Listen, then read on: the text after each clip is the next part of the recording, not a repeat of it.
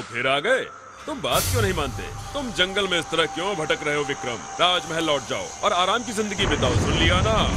मैं तब तक नहीं जाऊंगा जब तक मेरा काम नहीं पूरा हो जाता, और तुम मेरे साथ चलोगे वरना। अच्छा ठीक है, चलता हूँ मैं, लेकिन मेरी शर्त याद है ना तुम्हें? मेरी एक कहानी सुननी पड़ेगी तुमको, और वो भी इस यात्रा में। और हाँ, तुम बीच में कुछ नहीं बोलोगे, वरना मैं अपने पेड़ पर वापस लौट जाऊंगा। मैं तुम्हें दो ब्राह्मण भाइयों की कहानी सुनाता हूँ, जो अपने पिता के साथ मगध शहर में रहते थे। उनके पिता बड़े ही धार्मिक विचारों के थे और लोगों के लिए पूजा पाठ किया करते थे। पंडित जी के दोनों बेटे बड़े ही प्रतिभाशाली थे। राम बड़ा था और वो मिट्टी छूकर या सूंघकर बता देता था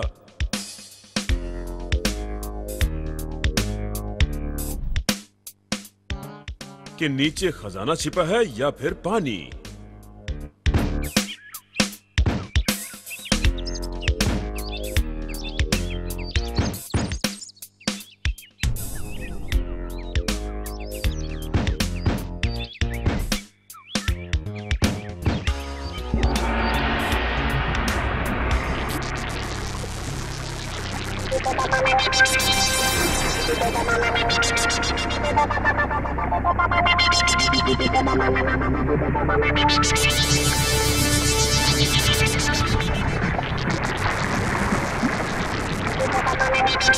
अपनी इसी प्रतिभा से वो लोगों को जानकारी देता और बदले में उसने काफी पैसे भी कमाए।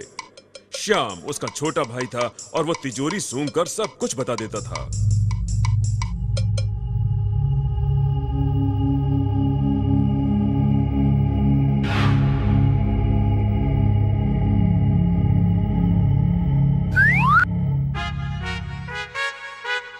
लेकिन एक बात जिसकी सबसे ज्यादा चर्चा थी, वो ये कि वो महिलाओं को मात्र देखकर ही उनके विषय में सब कुछ बता देता था।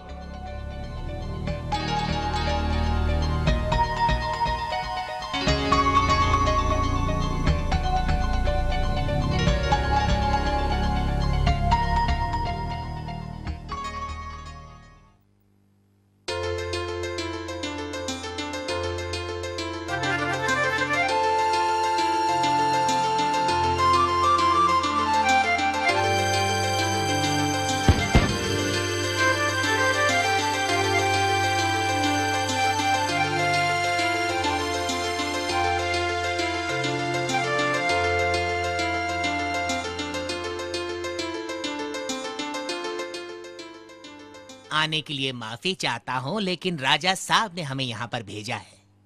राजा साहब, क्या हमसे कोई गलती हो गई? नहीं नहीं, घबराओ मत, खबर बहुत अच्छी है। राजा साहब आपके बेटों को दरबारी बनाना चाहते हैं। वो चाहते हैं कि दोनों कल ही दरबार में आ जाएं।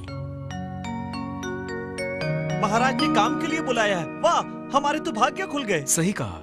राजा साहब से कहना कि कल हम उनके दरबार में जरूर हाजिर होंगे।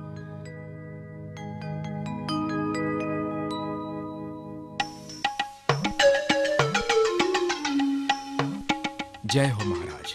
मैं हूं राम और ये मेरा छोटा भाई श्याम है। हमें बहुत खुशी है कि आपने हमें अपने दरबार में काम दिया है। स्वागत है राम और श्याम। मैंने तुम्हारी प्रतिभा के बारे में सुना है, मुझे तुम्हारी आवश्यकता है। ये हार तो मेरा है। अरे झूठ मत बोलो, ये हार मेरा है। अरे नहीं, मेरा है। क्या कर रहे हो तुम दोनों? कौन हो? दुहाई हो महाराज, मैं हूँ साधुमल, एक सौदागर, और ये हार मेरा है महाराज। नहीं महाराज, मैं हूँ सेवक राम, मैं भी सौदागर हूँ और ये हार मेरा है। चुप रहो, तुम झूठ मत बोलो, ये हार मेरा है, मेरा। अरे झूठ मत बोलो, तुम बड़े बेईमान हो। ये हार तो दरअसल मेरा है। झगड़ा बंद करो अब, वरना मैं तुम दोनों को जेल में डाल दूंगा। नहीं महाराज, ये हार मेरा है। मैंने कहा चुप रहो। राम और श्याम, अब होगी तुम्हारी परीक्षा। मामला टेढ़ा है। क्या तुम बता सकते हो कि यह हार असल में किस व्यापारी का है? कोशिश करता हूँ महाराज। क्या मैं तुम्हारे दोनों हाथ देख सकता हूँ?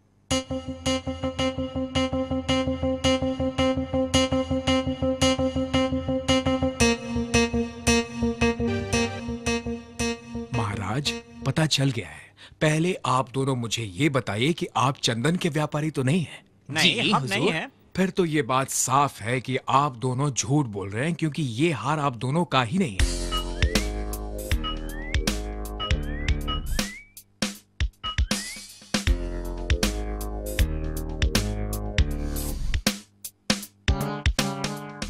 चंदन का इस्तेमाल सिर्फ राज परिवार में होता है और इस हार में चंदन की खुशबू है, इसलिए मुझे विश्वास है कि ये हार राज परिवार का ही है महाराज।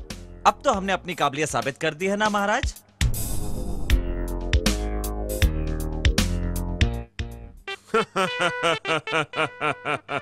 हाँ हाँ, तुम इस परीक्षा में कामयाब रहे। ये दोनों मेरे ही आदमी हैं। मैं परीक्षा लेना चाहता था कि तुम में वाकई प्रतिभा है या नहीं। मुझे खुशी होगी अगर तुम मेरे दरबार में शामिल हो जाओ। बहुत खूब। ये तो कमाल है। यकीन नहीं होता। महाराज की जय हो। उज्जैन के राजदूत आए हैं महाराज।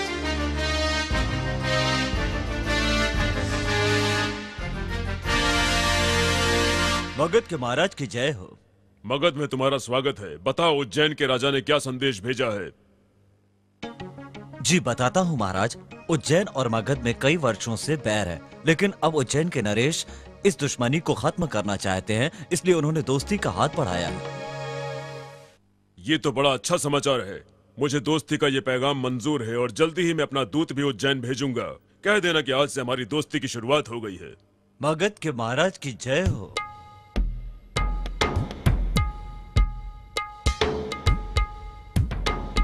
राम और श्याम, मुझे उज्जैन के राजा पर विश्वास नहीं है। तुम दोनों उज्जैन जाकर इस बात का पता लगाओ कि वो चाहता क्या है। हम उस पर विश्वास कर सकते हैं या नहीं। जो ठीक आप है ठीक महाराज, समझे महाराज, हम फौरन वहां चले जाते हैं।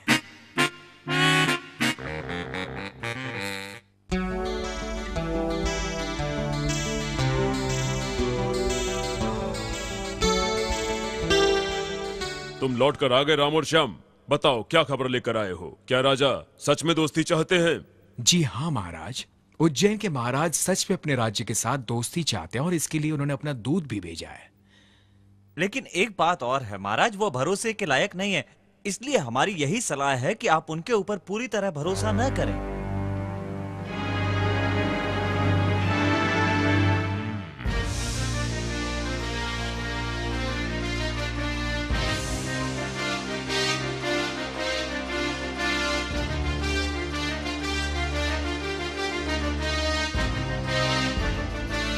महाराज की जय हो। उज्जैन के राजा की तरफ से एक तोहफा आया है। वाह, कितना सुंदर है। हीरे जवाहरात भी जड़े हैं। बहुत कीमती लगता है। हाँ हाँ, बहुत कीमती है। वाह।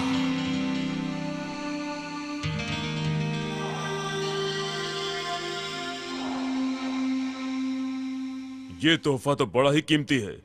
इसे मेरे कक्ष में रखवा दिया जाए।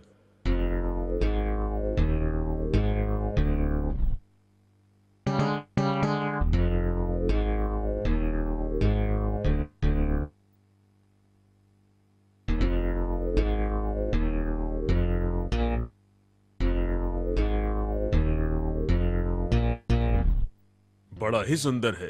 कमाल की कारीगरी है।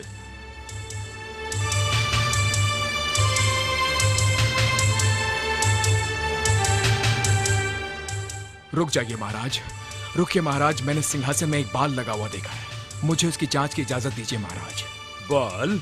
किसका बाल है? ये तुम क्या कह रहे हो? मैं आपको बाद में सब कुछ बता दूंगा महाराज। पहरेदारों, इसकी जांच करो।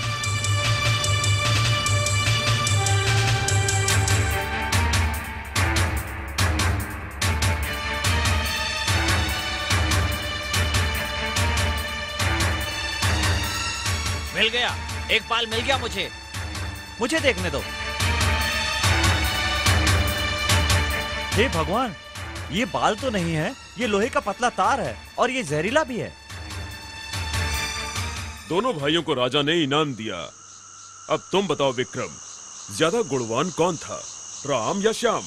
अगर तुमने मेरे सवाल का जवाब नहीं दिया तो मैं तुम्हारा सिर टुकड़े टुकड़े कर दूंगा। दोनों ही बराबर के गुणवान थे बेताल। राम ज्यादा गुणवान था क्योंकि उसने बिना छुए बाल का अंदाजा लगा लिया था और उसने सिंहासन को सूंघा भी नहीं था, इसलिए वो मुझे ज्यादा गुणवान लगता है। बिल्कुल सही जवाब विक्रम, लेकिन तुम समझदार होकर भी बेवकूफ हो, भूल भी जाते हो।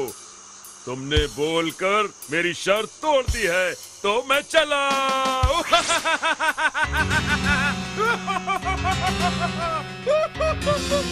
नहीं नहीं, तुम नहीं जा सकते बेताल। मैं तुम्हें ऐसा नहीं छोड़ूंगा।